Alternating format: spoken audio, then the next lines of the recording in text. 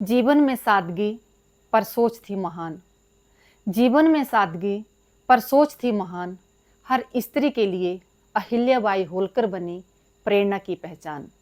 सभी को नमस्कार।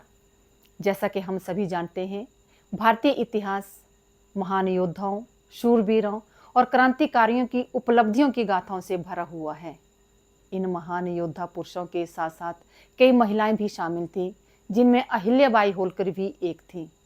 अहिल्याबाई होलकर 18वीं शताब्दी की एक प्रेरणादायक महिला थी, जिन्हें सादगी और न्याय की देवी के रूप में जाना जाता है। देश के यशस्वी प्रधानमंत्री श्री नरेंद्र मोदी जी ने अपने शासनकाल में इन महापुरुषों, शूरवीरों और वीर वीरांगनाओं की जयंती समारोह को मनाने का कार्य शुरू किया।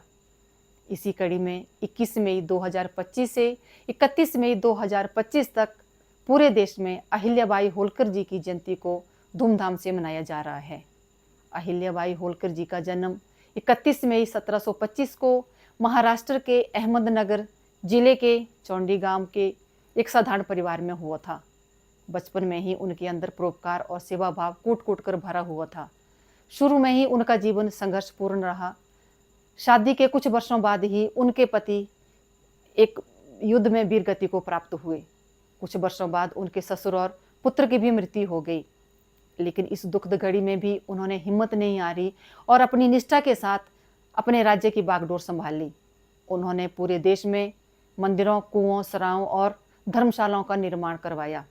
इसके अलावा उन्होंने विश्वनाथ मंदिर, गया, सोमनाथ मंदिर और रामेश्वरम मंदिर का जीर्णोद्धार करवाया। उन्होंने महिलाओं को सशक्त करने के लिए कई कदम उठाए।